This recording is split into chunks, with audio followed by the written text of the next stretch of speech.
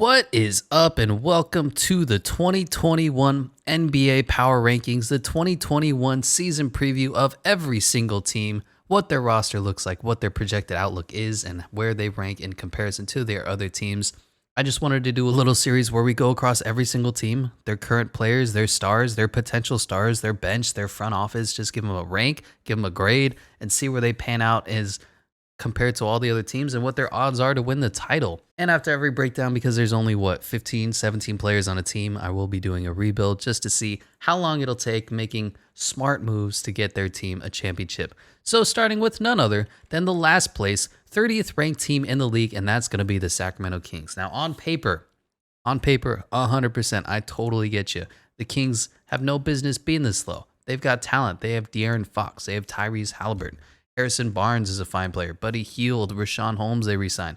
On paper, they have a lot of players that are able to make your team competitive, to say the least. But in these rankings, I have a special exemption, the coach and culture ranking, which is essentially, we'll give you the benefit of the doubt. The Spurs have a very high-class, high-quality culture. While their roster isn't as high as, say an LA Lakers or Brooklyn Nets, they're going to be ranking higher than they expectedly should by the talent on the roster, just because we trust in the culture. We trust in R.C. Buford and Greg Popovich. And with the Sacramento Kings, we do not. But let's just look at this team for the point guard rank. This is probably their strongest position. Ironically, not where they rank the highest, but I'll talk about that later. We have them at 14th. Now, of course, the stud that is De'Aaron Fox put up a great stat line last year, 25 points. 3.5 rebounds, 7.2 assists. He's shown all the trademark qualities you want of your point guard. He's got crazy quickness to him. He's got phone booth quickness, and he's got long quickness too. He can beat anybody down the court. He's fast, he's mean with the ball, and he knows what he's doing. Now, the only thing about De'Aaron Fox is we're all waiting for him to take that next step, develop that three-pointer. He's only shot 32% last year. I think that was one of his lowest years. Playmake at an elite level. Elevate his team, bring them into the position where they're winning games more often than he's just putting up very good numbers. Now, there are some rumors flying around of a De'Aaron Fox trade. I just don't see it. Not only did he re-sign on the rookie max contract, but he's been with Sacramento for so long, and he's their primary ball handler, their primary playmaker, and the best player on their team. All we want is for him to take up that next level, that next step. I want him to start making some all-star game. I want him to start making some all NBA contention, because he has the natural talent. He just isn't quite a good enough shooter. He doesn't quite do enough. He doesn't make enough winning plays to go from the Sacramento Kings suck to the Sacramento Kings don't suck.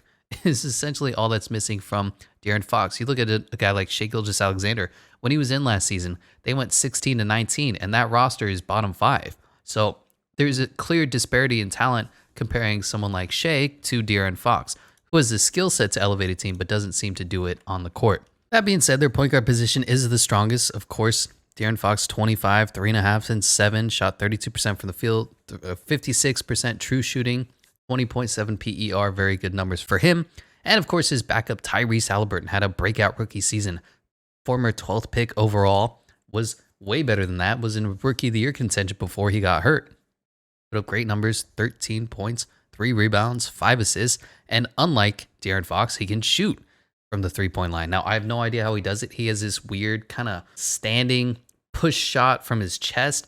I don't understand who he learned that from, how he got it to go in, but it went in at a 40.9% clip last season, and it's one of those things where if it ain't broke, don't fix it. Let him shoot this horrible, awful-looking shot if it's going to go in at this rate. Now, Tyrese Halliburton is the apple of every Kings fan's eye. He played so well for his rookie season when he came in. Now, we'll talk about this later, but Luke Walton is a horrible, horrible coach, and I spent so much time watching Kings games just begging them to put in Tyrese Halliburton more. He would just be sitting on the bench for important moments and closeout moments in the games that he actually played in. He got hurt about halfway through the season. That might be a thing of concern that you want to worry about later on, but nah. But so many times, I just wanted them to run a De'Aaron Fox, Tyrese Halliburton backcourt. I know Buddy Hield shoots the 3. You can play him at the small forward position if you really need to, but Tyrese Halliburton can play make. Tyrese Halliburton can take the on-ball responsibilities when De'Aaron Fox needs a break, or he can play off-ball as well, spot up and shoot the 3, and they just wouldn't put him in. They put in fucking Glenn Robinson III instead, and I would rip my hair out. Like, yes, okay, Daquan Jeffries can play defense, but he can't do anything that Tyrese can do. It was so frustrating to just watch Luke Walton coach a team so poorly that has this talent on it now, which is, I guess, different from before because the Kings have always been terrible, but they haven't had the talent. Now they do, and they're still losing. It blows my mind. But Tyrese Halliburton, again, another bright spot. Looking forward to see him take that next step in his sophomore campaign. Davion Mitchell, number 9 overall pick. Worst pick in the entire draft. Now, let me say this. Disclaimer. I'm a Davion Mitchell truther. Everybody hated him because he's older and because he's 6 foot tall out of shoes. I get it. He can't control being older. That's just the way that, age works, but it's fine. But if he put on 2 inches to Davion Mitchell and take off 2 years, he would have been a guaranteed number 1 prospect. He played so well, led his team to the championship, shot 44% from the 3-point line, was the undisputed leader of the Baylor, the Golden Bears, whatever. And he plays elite defense. I was saying in my scouting report, when he steps onto the court, he's going to be a top 10 defender in the league day one. He's that good at defense. His lateral quickness is perfect. He takes charges. He competes on every ball. Name a better couple than Davion Mitchell and diving for a loose ball. This guy is always on the floor, always giving 100%, and that's absolutely what you want from your leader. He's not going to do a LeBron James half-heartedly go for a ball for a loose ball. He's not going to do a Kawhi Leonard. He's going to give everything that he has every single night, and that's absolutely the perfect intangibles for your point guard. He's a good enough playmaker. You like to see that get a little better. Of course, he is 23, so he's basically the same age as Tyrese Halliburton. You got to keep that in mind as well. But he is a great player. I love him as a prospect. I hate him on the Sacramento Kings because the only position that they don't need to get better at, that they don't need to draft and develop, was point guard. And they took a point guard who's 23 and shorter than everybody and can play defense. That's it. And I know the Kings were 30, I think they were 30th in defensive rating last season. I know they need to get better at defense, but with the number 9 overall pick, you could have gone so many directions. That wouldn't have been this embarrassing, horrible pick of Davion Mitchell. And I cannot speak poorly enough of the Sacramento Kings. And I feel bad for Davion Mitchell because I love this kid and I think he's going to do great in the NBA. But it's going to take him a while to A, earn his minutes when he's sitting behind De'Aaron Fox and Tyrese Halliburton, and B, not get laughed out of the league for being on the Sacramento Kings, because anybody who goes to the Kings is essentially doomed. So that said, they don't have the worst point guard ranking player-wise, but they do have the 30th overall ranking, and that's going to be what you kind of see as we continue on looking at the wing players. They have Buddy Hield, Harrison Barnes, and Marvin Bagley. Now, are any of them elite, next-level trendsetters? No. But they're good enough at this point in their careers to help you win games. Now, I did, if you might see, gave Marvin Bagley the 30th ranking in the NBA. That's because I'm expecting them to trade away Marvin Bagley and start someone like Tristan Thompson or Mo Harkless. Marvin Bagley, you know what you're going to get from him every year. He's going to miss about half the games. He's going to give you low effort play, and he's going to give you below average shooting, playing mostly selfish basketball. And I think it's just one of those situations. This guy's had a chip on his shoulder ever since Luka Doncic became the greatest thing to ever happen to basketball. This might be one of those situations where he just needs new scenery, kind of like when a head coach has been saying the same message too long and the players start to ignore him. Marvin Bagley's been in the same place too long, and it's just that time of the year where he's got to go somewhere new, got to go under some new coaches, get somebody who actually knows how to use a big man and play him better than how he does. Teach him the fundamentals, maybe tell him to pass more than once a game. Just some sort of new scenery is needed for Marvin Bagley. He's not a bad player by any stretch. He's probably, at this point in his career, a middle of the pack power forward, which ain't all bad. And I know the power forward position has been diminished in the modern NBA, but there still is room for a Jaren Jackson Jr., and there's still room for a Marvin Bagley. You just need a team that knows how to use him, and the Kings don't know how to use anything. They don't know how to use a can of paint if they went up to a white wall, all right? The Kings are the worst run team in the league, and that's coming from a former Sacramento Kings fan. As for Buddy Hield, he signed that new contract and then proceeded to have one of his worst years. It wasn't the worst thing ever. He didn't shoot like 12% from the free throw line. He still is fine as a three-point shooter, but that's pretty much all you're going to get from him. When he tries to play make, bad things tend to happen. You really just want him running around off screens, shooting the three ball and not doing much more. Why they gave him $20+ million to do that, other than because they're the Sacramento Kings, I don't know. But he's good enough at his job. I would have really liked to see him go to Los Angeles, pair up perfectly alongside LeBron James, shoot the three, don't play defense, and that's what Buddy Hield can do for you. Shot 39% from the three-point line last year. Good enough for what he does. He's one of those players where he has a role and he can fill it. Don't ask him to do anything more than that, and you won't be disappointed. Same thing with Harrison Barnes. He's kind of one of those jack of all trades players. He can do a little bit of everything, but doesn't do anything exceptional. Now, he did shoot very well from the three-point line last year. It was a little up from his 37% average from the three-point line. He kind of hovers around that 37 to 40% for the most of his career. Does decent, dishes out a few assists, grabs a few rebounds. He's just basically the most generic small forward in the NBA, hence his 15th overall ranking. He does a little bit of everything, but doesn't do anything exceptional. That's why he has 15th ranked in the NBA for small forwards, 15.4 PER. He's just such an average player. You don't want him on your team if he's going to make or break your championships, but you do like him if he's a role player. And that's all he is in Sacramento. He'll make a few exceptional plays. He'll do a lot of dumb plays. His average athleticism, average shooting. He's just, I don't know how many different ways I can say it. He's just such an average player. Hence, they're largely mediocre overall positioning for all their wing players. As for the center position, they brought back Richaun Holmes. Cool, I guess. I don't hate the man, all right? He's a perfectly fine player. He was their priority free agent signing this season, which is, it's Richaun Holmes. He's good energy off the bench. He has a nice little push shot, which he got into 14 points a game, 8 rebounds just off energy alone. Shot 66% from the field, and he's not going to stretch the floor. He kind of has that Jonas Valanciunas, shoots 0.02 or 0.03 threes a game. So he's almost never going to do it. He's not really going to stretch the floor, but if it comes to that at the end of a shot clock or whatever, the Kings are up, they're 1 or 2 games out of the year, he'll take a three-pointer, and he may or may not make it, probably won't. He's a good enough center. He's just kind of what the league asks for out of your big men. He's a league average 6'10" center. He's going to get bullied by guys who are 7 foot, 7'1". He's not going to be able to handle a Nikola Jokic, which is why I think Alex Len is here as their free agent pickup as well. He's a perfectly fine backup center. And I always say you need 1.5 centers in today's game. You need 2 point guards, 2 primary ball handlers, and 1.5 centers. You need 2 primary ball handlers, one to bring up the court for your starters and one to bring it up for your backups. And then for the centers, you need 1 center who can defend big men like Nikola Jokic or Joel Embiid. You need 1 center who can stretch the floor and shoot the three. And you need 1 center who can shot block. Any combination of those guys can do everything great. The perfect representation of what the NBA needs in today's center position is by the Phoenix Suns. DeAndre Ayton, big body, can defend, can rim protect, and then Dario Saric came in and shot the three, stretched the floor for the second unit. So that's what you need. And of course, the Kings don't have it because the Kings are stuck in fucking 1975.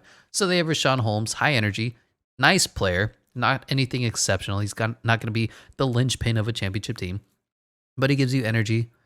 Alex Len, he's a big guy. And then Tristan Thompson, who's going to give you rebounds.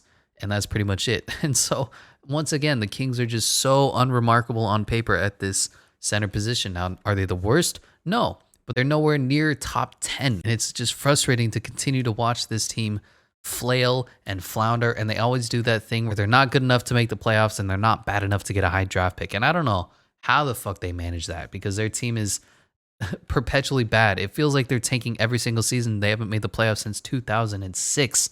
And yet they can't even win the lottery once, or they can't make the playoffs. Somehow they can't make the playoffs when 2/3 of the entire league makes it every single season, and the Kings can't do that. So their bench rank is 27th. Now I take the bench rankings from last year, so it's changed a little bit. They no longer have DeLon Wright. They traded Corey Joseph for him. The bench rankings are always a little hard to grade because it's always changing. It's this ever fluid thing. Teams are always moving and making small adjustments here and there. So last season they were 27th. They're bringing back Terrence Davis. He's a nice 3-point specialist. Damian Jones, backup center position as well. Robert Woodard, Neemias Queta, Jameis Ramsey's looked good in the G League. or in the summer league. You just never know how that's going to translate. The summer league is basically like fucking street ball. It's a pickup game. Mo Harkless, they re-signed. Woo, good for you. He's the most Sacramento Kings 3-and-D player there is. Chimezi Metu, he's a bright spot at the power forward position. Nice energy. You just don't really know how he needs to develop. He needs to continue to grow to see what he's going to offer to this team. Louis King as well looked good in the summer league. Just a whole lot of not interesting here when you compare it to some of the other draft picks or some of the other teams. Look at the Warriors bench and compare it to what the Sacramento Kings have coming off the bench for them as well. Of course, last year their ratings was 27th, and I don't expect that to get any better. So whenever De'Aaron Fox and Tyrese Haliburton are not starting, you're going to have a problem. Leading us to the coach and culture rank, and this is essentially why the Kings are last. I can't think of a worse run organization than the Sacramento Kings. Head coach Luke Walton is always a perennial contender for worst head coach in the NBA. And somehow he still has a job. He assaults women and he says dumb things in post-game interviews, and yet he still doesn't get fired. I don't know what to say about this other than they're just going to get another no-name terrible coach who's going to try to do something with the Kings, fail, and then ruin his career, so everybody's just afraid. The Sacramento Kings are one of those don't touch it franchises. Teams don't want to go here. Teams don't want to go to Sacramento. Players don't want to be signed in Sacramento or drafted. Head coaches and assistant coaches don't want to go to Sacramento. Just nobody wants to be part of Sacramento, and you can't blame them. The GM, Monty McNair, I believe he's going into his second season. Well, I won't say I'm unimpressed. I'm also not impressed. I'm just kind of lukewarm on everything he's made. Like I said, the Richaun Holmes re-signing, it's a decent contract. I believe it's 55 4 years, but a lot of it is guarantees. So the actual guaranteed money in Richaun Holmes' deal is closer to 45, 46 million. Alex Len signing, it's Alex Len. It's not going to blow you away. And then they haven't made the Buddy Hield trade yet. They still have Harrison Barnes. They still have Marvin Bagley. You want to see something shake up when you're the Sacramento Kings front office. You have almost too many good enough players and not enough positions, not enough potential. You just want to see something be done good for the team. And they kept talking over and over about how they're going to look to win now. They're going to make moves to win now. The owner, Vivek Ranadive, I don't know how to say his damn name, is saying, I need to start going to the playoffs. I need to start selling tickets. So do whatever it takes. Trade Buddy Hield and get somebody who's going to do it for you in the regular season. Get this team into the playoffs. Goddamn, just get them at least into the play-in. You don't even need a winning record to get into the play-in because 2/3 of the teams make it. 20 out of 30 teams can make the playoffs. And just please, he's saying, the Sacramento Kings owner, just please let us get to the play-in. And of course they don't because they're the Sacramento Kings. This has been just one of the most bizarre failures in the history of sports, and it's just continued ever since. They did have that fun stretch back in the 2000s, but ever since then, if you've been a Sacramento Kings fan, you're not a fan anymore. You just watch. You're used to the pain. You're numb to it. You say, Sacramento Kings are playing? Oh, that's cool, I guess. And you're hoping that these young point guards, these young studs that they have, are going to be able to bring some energy. I pray to God that they start Tyrese Haliburton, and I don't care what you do with Buddy Hield. Play him at the 3, trade him away. Doesn't matter. Just please play Tyrese Haliburton more minutes. Pray that De'Aaron Fox doesn't get hurt. and figure it out with Marvin Bagley. Now, hypothetically, this team could compete for a playoff play-in position every single season you can, but it feels like the Brooklyn Dodgers. We'll get him next time. We have the talent. It just didn't work out this time. So if I was the Sacramento Kings, I would say fire Luke Walton, trade Buddy Hield, start Tyrese at the 2, let them play off each other, De'Aaron Fox and Tyrese Haliburton. Trade Marvin Bagley even if you have to, because you have no idea what you're going to get and what to expect from him. And hopefully get some upgrades at these wing positions that is the most mediocre meh talent in the league. Anyway, those are my rankings for the 30th ranked Sacramento Kings in my 2021 NBA Power Rankings. Let me know what you think, what you agree with, what you disagree with, and enjoy the rebuild. We're going to be rebuilding the Sacramento Kings. Now, the first thing I'm going to do is say, all right, and these are going to be kind of realistic, but kind of not. We're going to be trading away Harrison Barnes and Buddy Hield because Buddy Hield, A, he needs to move aside to make room for Tyrese Haliburton, and B, there's already been trade rumors of him getting the hell out of Sacramento because he probably hates it. Harrison Barnes, I'm sure he's happy here because Sacramento is the only team that's going to be paying him $20 million every year for the rest of his career. But we're going to add him in the trade just to make this work out.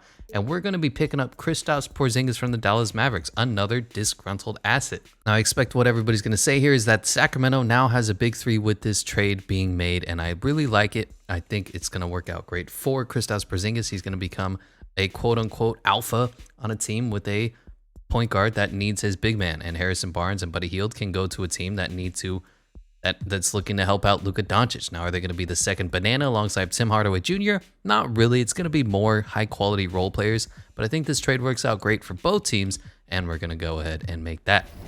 The other trade I want to make, and this one's kind of going to have to be manually done, is we're going to be stealing Jonathan Kuminga, who has been a stud in the G League, and we're going to be giving them Marvin Bagley. This is more of a win now kind of move, but I have no problems making it. We needed to add in, I think, Kevon Looney to make this deal work. And then I have to give up somebody. We'll send him over Moses Brown as well, just to make the deal work. Marvin Bagley is more of a win now move. He's 22 years old versus Jonathan Kuminga. He's like the youngest guy, or the second youngest guy to Joshua Primo. Jonathan Kuminga can't shoot the three, shot 25% in the G League. He's a good defender, but he's going to need time to develop. The only other thing I was thinking of was stealing Moses Moody. I don't think the money's going to work on that, so we'll go ahead and take Kevin Looney. It's a Moses Brown for Kevin Looney swap, and then they're getting a Marvin Bagley ready to win now power forward. We're getting Jonathan Kuminga, who's going to need a long time to develop, and we'll go ahead and throw them some firsts. Probably future firsts that aren't going to affect us right now. Hopefully, the CPU accepts this trade. Oh my God, how many firsts do I have to give up? All right, 3 firsts, and that is done. So the new team is now going to be without Buddy Hield, and it's going to be without Harrison Barnes, but we did pick up Kristaps Porzingis. Great find for us. He'll probably be moving down to the power forward role so that Richaun Holmes can stay in that starting center position that he is rightfully earned. And then, of course, Jonathan Kuminga, Tyrese Halliburton are going to be developing alongside De'Aaron Fox. So we have a nice young core, a nice young future for the Sacramento Kings. Davion Mitchell, I feel so bad for you. You should have never been picked up by the Sacramento Kings. I was kind of hoping that the Warriors would pick him up. But this is going to be the team for the 2021 season. Luke Walton needs to get fired immediately. I know the front office isn't going to do this. I'm going to do this. Luke Walton, goodbye. As for available coaches, who would be a good pickup? Mike Brown, Terry Stotts. I like Lionel Hollins. Yeah, let's go ahead and pick up Lionel Hollins. He's a nice coach. That's Terry Stotts. And then, this bullshit. Boop, boop, boop. Give you 1 year. Head scout. Get out of here.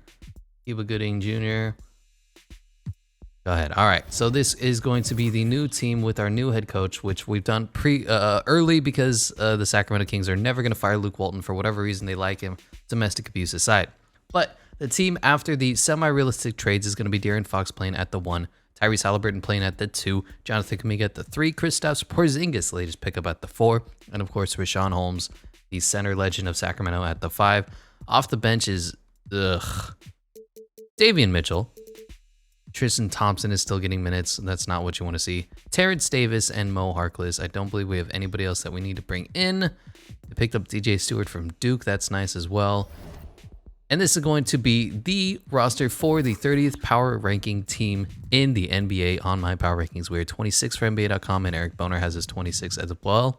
I think in a vacuum, the Sacramento Kings are easily able to outperform their 30th power rankings that I've given them. But the way I look at this is that if you make a bet, who is the most likely team to miss the playoffs? Who is the most likely team to have a horrible record? And obviously Marvin Bagley's already disgruntled, so he's probably going to get traded away. Let's say De'Aaron Fox and Tyrese Halliburton get hurt again, hurt to the point where they're making business decisions and saying, oh, should I play or should I sit out? Well, if you're on the Sacramento Kings, you're more likely to sit out. After that, who do they have? Harrison Barnes. Buddy Hield, who's likely on his way out. Richaun Holmes, he's not going to carry a franchise for you. So if you take away this top talent and say, oh, they're going to sit out, the Sacramento Kings are a fucking cesspool. So this is why And Luke Walton is the worst coach in the NBA. The front office is the worst in the NBA. They never seem to know how to make a move to help you win. So this is why the Sacramento Kings are the worst team in the NBA, the 30th power rankings, and let's see how they do with these moves that we've made. Here at the All-Star break is Team Nikola Jokic and Team Giannis. On Team Jokic is LeBron James, Steph Curry, Kevin Durant, and Luka Doncic. On Team Giannis is James Harden, Kawhi Leonard, Bradley Beal, and Joel Embiid. For the reserves is Jimmy Butler, Karl Anthony Towns, Anthony Davis, Trae Young, Zach LaVine made his first, Kyrie Irving, Bam Adebayo. On the other side is Damian Lillard, Russell Westbrook, Devin Booker, Zion made his first, Domantas Sabonis, Nikola Vucevic, and DeAndre Ayton made his first as well. We are doing terrible, 17 and 34. The trades that we made were failures. This win now mode is a bust, and I don't know why. We have a big three in scoring. AB, De'Aaron Fox, and Tyrese Haliburton. They have good enough rebounding, and they have good enough ball distribution. And yet, for whatever reason, the team just doesn't want to score. I'm not really sure why. Shooting horrible from the three-point line. Kristaps is at 37, Tyrese Haliburton at 38, and De'Aaron Fox at 26%. Yuck. Davion Mitchell's having a nice rookie campaign, putting up 10 points and 4 rebounds off the bench. Don't hate that. I'm shocked at how bad this team is doing. I know this team is the worst defensive team in the NBA last year, but maybe the problem is scoring options. So if we do like this, is that going to help? Like, where are we really struggling? Because Jonathan Kuminga is a decent defender. Tyrese Haliburton he's not the worst defender. What's wrong with this team? Tell me. Offensively, we suck. Defensively,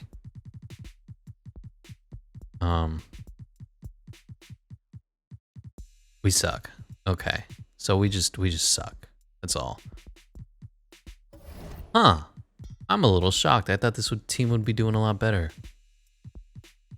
I don't know how to feel about that. So we're only better than the Wizards, who have Bradley Beal and nothing. Meanwhile, we have De'Aaron Fox, Tyrese Haliburton, Jonathan Kuminga, Kristaps Porzingis, and Rashawn Holmes. I mean, that's a decent starting five. The Spurs, who are rebuilding. The Rockets, they're actually not the worst. They picked up Draymond Green.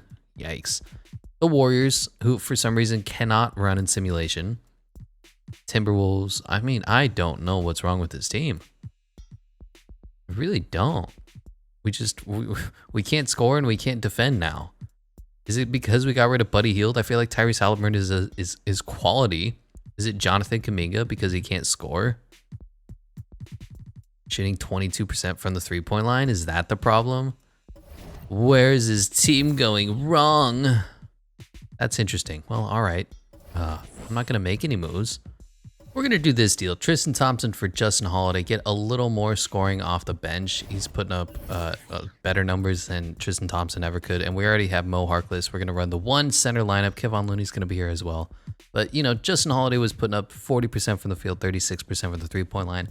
Just get a little more three-pointer scoring out of this team. I know we're sacrificing defense. It's fine. We have Kristaps Porzingis and Rashawn Holmes. So that's fine. Jonathan Kuminga. I'm hoping that maybe this does something. I have no idea why this team is a bottom dweller, but you know what? It's fine. It's the Sacramento Kings. That's why it's a terrible, awful organization.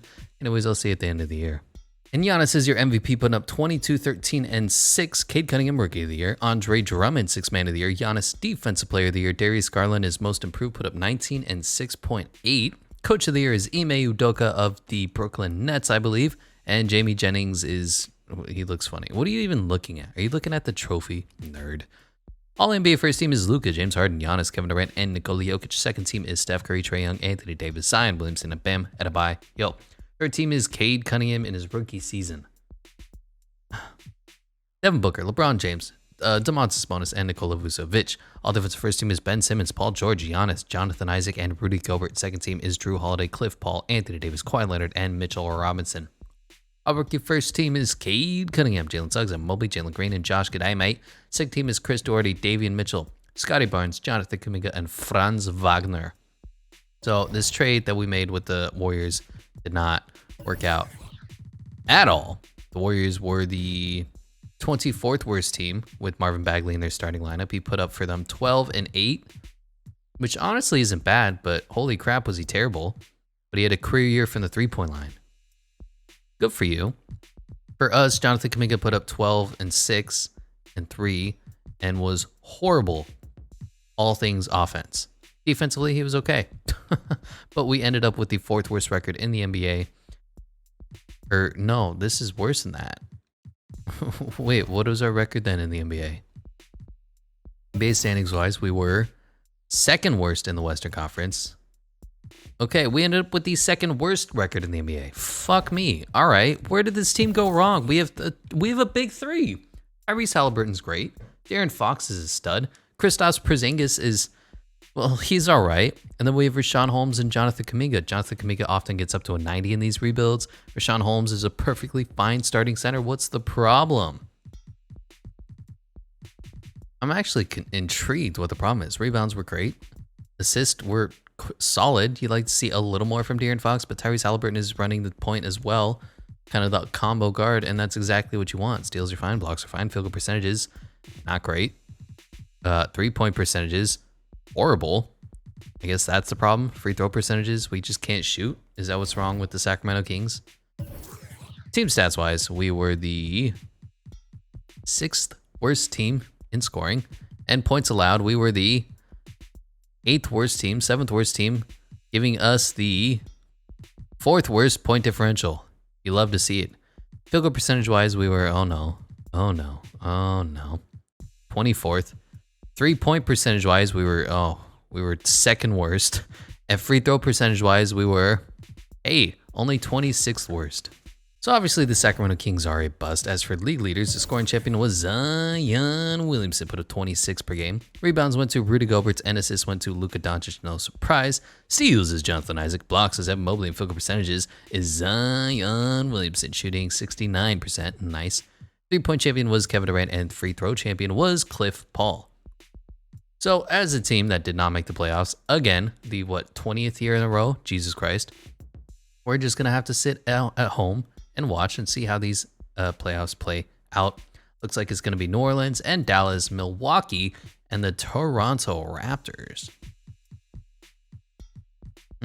Scotty Barnes off the bench, Precious Achiuwa, Marcus Smart, I don't see it. And it looks like it's going to be the Milwaukee Bucks versus the New Orleans Pelicans. 2 teams who can't shoot with their stars. Hey, they picked up Reggie Jackson. That's a nice pickup. Anyway, the champion is the Milwaukee Bucks, back-to-back. Giannis Antetokounmpo is the GOAT. We're going to be going into the offseason. Carmelo retired. The entire Sacramento Kings squad retired. Staff retirements is Ron Adams. Hall of Fame inductees is, of course, Melo and Dwight Howard. Getting their jerseys retired as well. All these rules are dumb.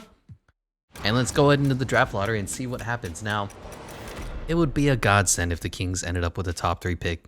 But, of course, if we're the Kings, we're probably going to mess it up and draft somebody who's going to be a bust anyway. So does it really matter? Let's go ahead and see. We have the Spurs and the Wizards, and we fall to 5th. I mean, you know.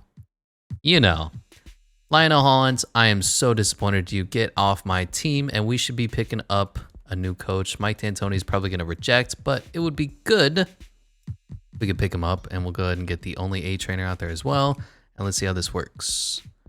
We can get Mike D'Antoni. Interesting. Or Steven Silas. They're kind of the same.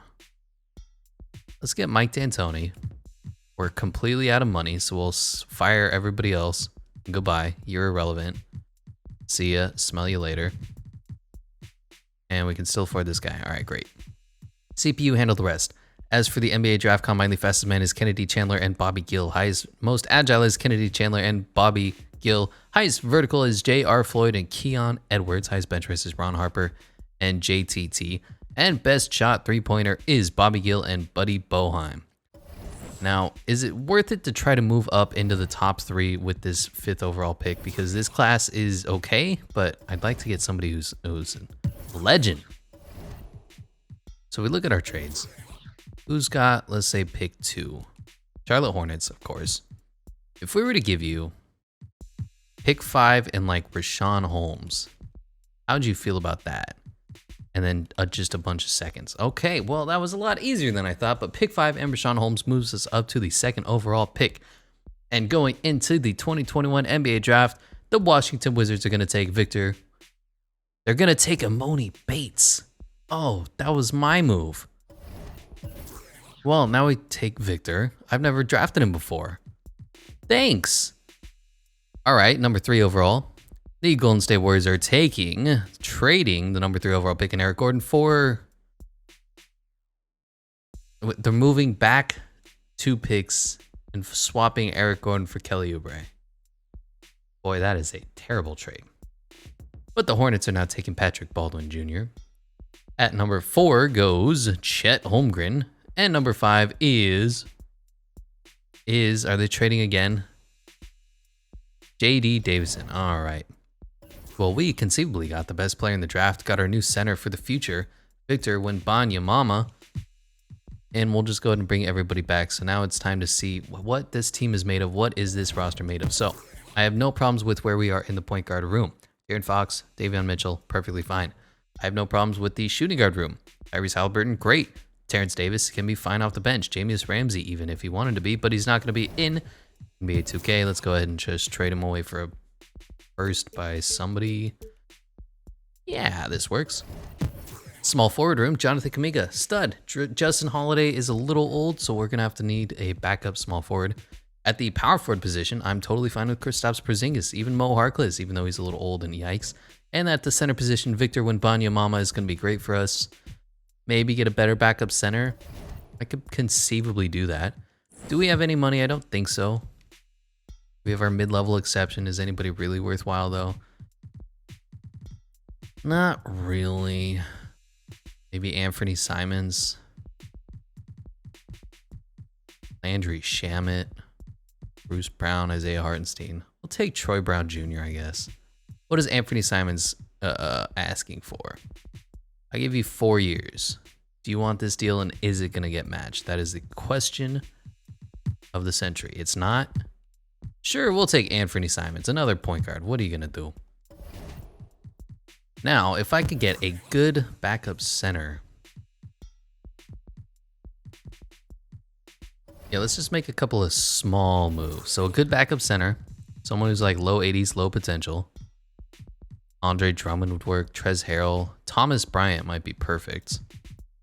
I'll give you Alex Len, Neemias Queta, and Mo Harkless. A future second. Come on, it's Thomas Bryant.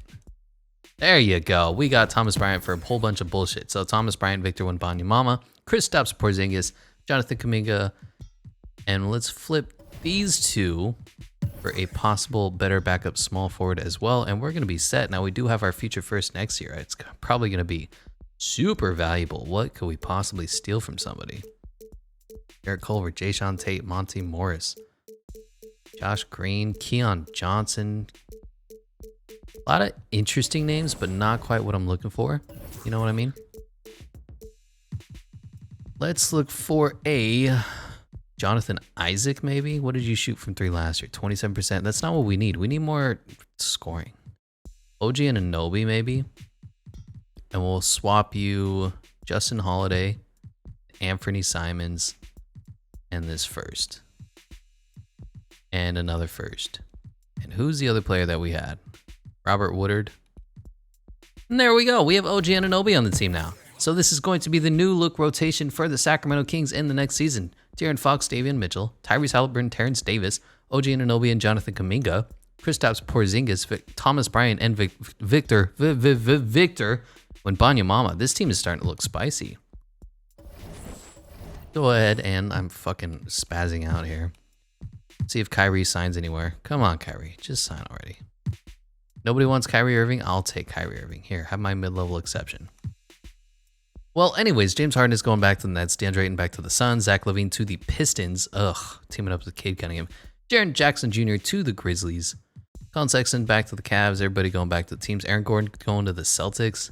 Sorry, Celtics fans. Scary Terry going to the Grizzlies. Not sure why.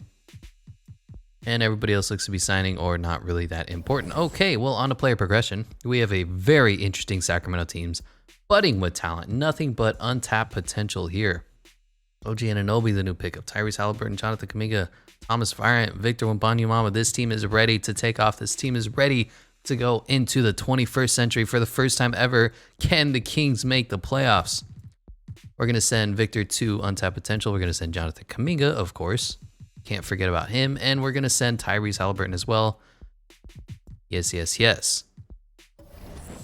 And this is going to be advancing to the next season.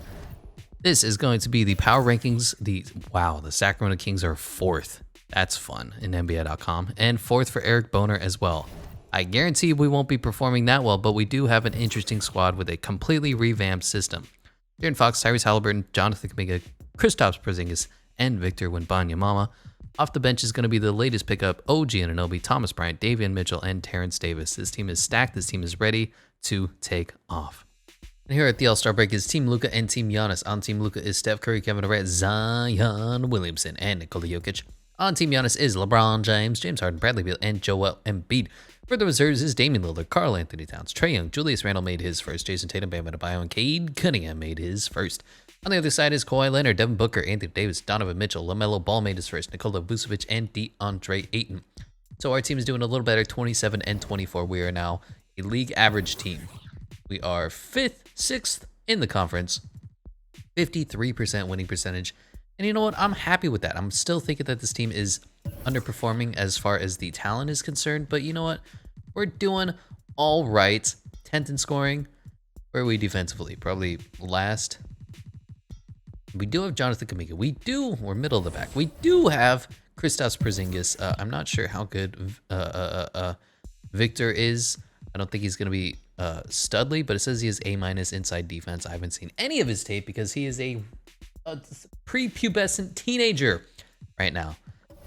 Are there any changes to make to the roster? I think we're really good. I'm hoping that Jonathan Kuminga can continue to progress, but other than that, I don't think there's any changes to be made. I'm just wanting to see this team take off to the next level. Luka Doncic is your MVP at 27, 8, and 15 assists. Good Lord. Victor Wembanyama is Rookie of the Year, 9 and 7. Nick Claxton is 6th Man of the Year. Jonathan Isaac, Defense Player of the Year. And Jonathan Kuminga is the most improved, put up 18 and 5, only shooting 31% from the 3 and 47% from the field goal percentages. But you know what? That's improved. That's improved. Doc Rivers is Coach of the Year, the 63-19, completely perfect. I believe that's the 76ers. And Dennis Woolridge is a nerd. On the LNB, first team is Luka Doncic, Cade Cunningham, because fucking of course. Giannis, Zion, and Nikola Jokic. Second team is LaMelo Ball, James Harden, Kevin Durant, LeBron James, and DeAndre Ayton. Third team is Trae Young, Jalen Suggs, Julius Randle, Pascal Siakam, and Bam Adebayo. All of its first team is Ben Simmons, Jalen Suggs, Jonathan Isaac, Giannis Antetokounmpo, and DeAndre Ayton. Second team is Lonzo Ball, Paul George, Anthony Davis, Kawhi Leonard, and Bam Adebayo. All first team is our man, Victor Wembanyama, Paulo Blanchero, Casey Morsel, Malik Muhammad, and Mark Dolezaj. On the all-rookie second team is one man, and one man only, Patrick Baldwin Jr. We're the 4 seed, taking on the 5 seed. And you know what? I can live with that. We have a very, very balanced team with a very quality bench. Could be worse, could be better. Player stats, we were led by our big 3, I presume. Oh no, Kristaps Porzingis has fallen out. Now Jonathan Kuminga is now part of the big 3. Still Tyrese Haliburton and De'Aaron Fox doing their thing as well. Victor didn't do a lot. Kind of low on rebounds, kind of low on points, but you know what? It's okay. He's a rookie. Rebounds, okay. Assists, not great. Steals, blocks, field goal percentages. I mean, they're getting better. All right, and that's the only thing that you'd want to see from this team is that it's getting better. Shooting mid-30s from the 3, I guess it's fine. Free throws, still not great. Again, there's nothing that says this team is mediocre like our 3-point percentages. But you know what? It could be better. Now, interestingly enough, the offense for the Kings isn't a problem. They're a pretty high-scoring team. The issues for the Kings are defensively. And of course, I say that and we're like the 10th worst team defensively, but we do have a positive point differential. 5th best in the league. Love to see it. 48% from the field gives us the 9th best. 37% from the 3-point line gives us the 13th. And free throw percentages are really bad. 23rd, but that's a work in progress as well. So here we are taking on the Clippers. League leader scoring champion went to probably Luka at 27. Rebounds went to DeAndre Ayton at 18. Assists went to Luka at 15, which is fucking unreal. His usage rate is probably like 1 million. Can I view that? PER, efficiency, true shooting. It's only 27? Yeah, right, bro. Anyway, steals is Jimmy Butler. Blocks is DeAndre Ayton. And field goal percentages is Jarrett Allen. 3-point champion is Paul George. And free throw champion is Fred VanVleet. Here we are taking on the Clippers. Is this a matchup we can win? Obviously, De'Aaron Fox probably can cook Patrick Beverley, who isn't on the team anymore. Oh my God, he came back. All right, what a trade. They got Eric Bledsoe. What a trade. Paul George or Tyrese Halliburton. You know what? That's a push. Kawhi Leonard and Jonathan Kuminga. So obviously Kawhi Leonard is going to do better. But Kawhi Leonard doesn't play defense anymore. And Jonathan Kuminga can D up anybody. So this is close to a push. Like offensively, Kawhi Leonard's going to be competing. And then defensively, Jonathan Kuminga can't score anyway. So, you know, Marcus Morris Sr., Kristaps Porzingis, I'm in. And then Victor Jackson Hayes, about the same. Benches, we have OG, and yeah, we outbench them. So this is going to be a close matchup against the LA Clippers. Maybe the Kings will start winning games in the playoffs. I know, and I say that as we're up 3-0, up 3-1. Are we going to Jenny sweep the LA Clippers, go back to the basement now to take on the best team ever assembled, Zion Williamson and other? So Devontae Graham, Reggie Jackson, Otto Porter, Jonas, you know, they're an all right team. Probably going to beat us, you know, since it's Zion. But, you know, we're up 2-0. Up 3-0 again. Oh, my God. Jenny sweep. Up 3-2. You know, I don't want to blow this, so we'll just go ahead and watch. We'll simcast, see if we can win in 6. Up 10 going into the fourth quarter. 100-92, 103-94. Is this worth hopping in? If they reach 100, it doesn't look like they're going to. We put the clamps down them in the fourth quarter and come away with the victory. The Kings advance to the Western Conference Finals. Only good memories can be had there. Taking on the Houston Rockets, John Wall, Jalen Green, Jay Sean Tate, Draymond Green, Christian Wood, Kevin Porter Jr. I mean, you know, good team. Cleveland and Orlando. Honestly, this might be a year for the Sacramento Kings to win a championship. I know, blasphemy, but we're up 1-0. Tied 1-1. Up 2-1. 3-1.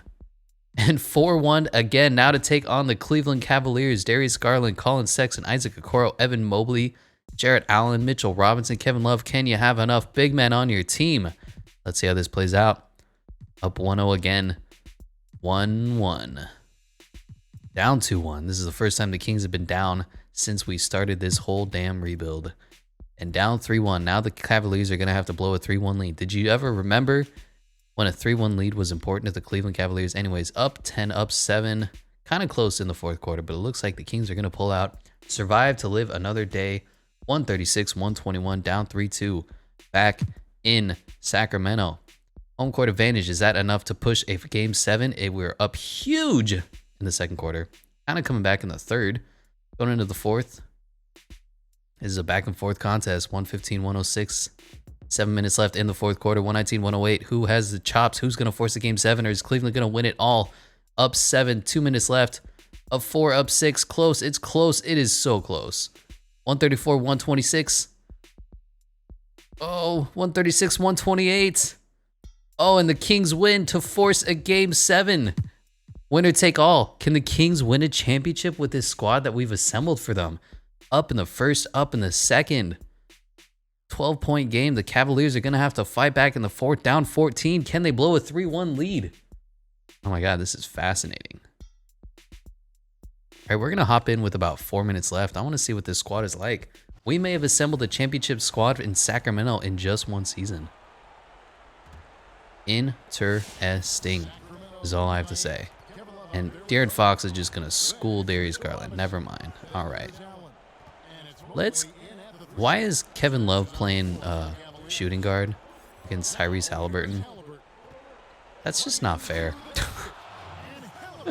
Whoever said, oh, yeah, let's do that, idiot. Let me go ahead and drop this. All right. Do. Yeah, Kevin Love is playing the shooting guard. We're just going to take advantage of that. And play defense on Jarrett Allen. You can take as many contested shots as you want. De'Aaron Fox for 3. He's going to miss, huh? Oh, baby. Wow, you know, it looks like the Kings are going to win a championship. And we didn't make that many moves. So that's what's interesting about the Kings. At the same time, that's what's frustrating about them.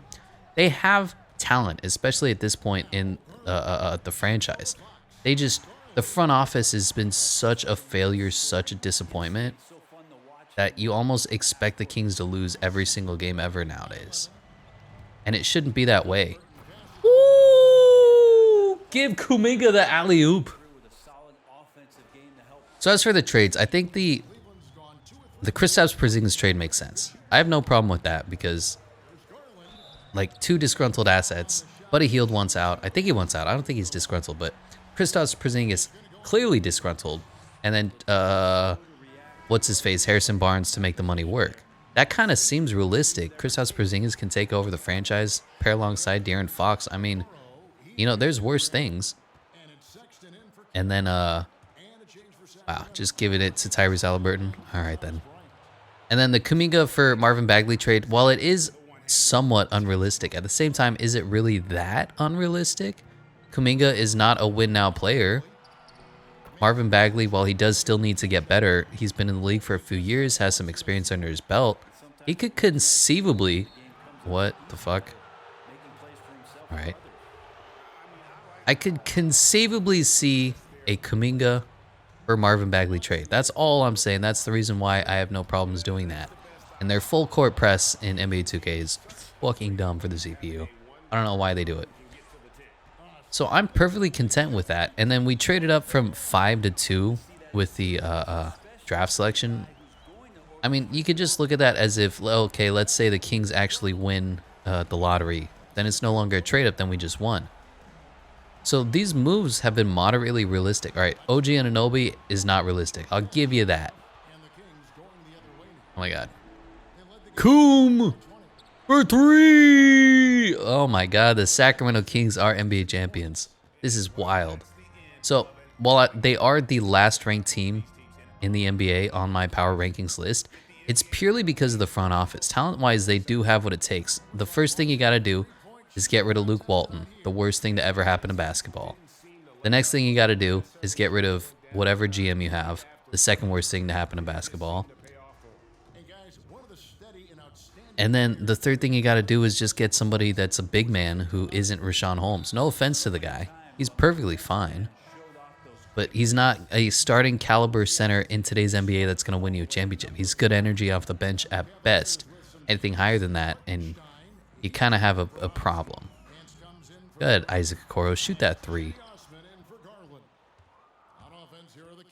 And Coom for 3 again. Oh, money. Rhythm. Never mind.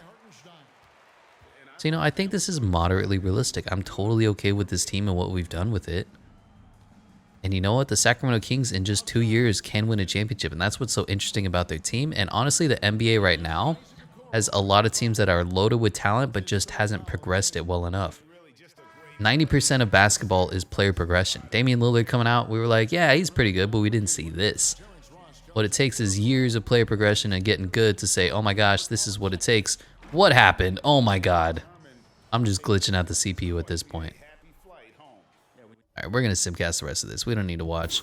We've seen the Sacramento Kings force the Cleveland Cavaliers to blow a 3-1 lead in the NBA Finals. The Sacramento Kings are NBA champions. Jonathan Kuminga, in his second season, is NBA Finals MVP, put up 24 points, 9 rebounds, and 5.4 assists. And like I said, we didn't make a lot of changes. De'Aaron Fox is still here. Tyrese Haliburton is still here. Terrence Davis is still starting. Davion Mitchell is still here. We did make... Okay, so let's say we win the lottery. Victor Wembanyama. Let's say we traded Buddy Hield and Harrison Barnes for Kristaps Porzingis. That's not that crazy. And then we got Jonathan Kuminga instead of Marvin Bagley via trade because the Warriors are in win now. Need a backup for Draymond Green, or maybe he'll play the center. Who knows? But this is a really realistic scenario-ish.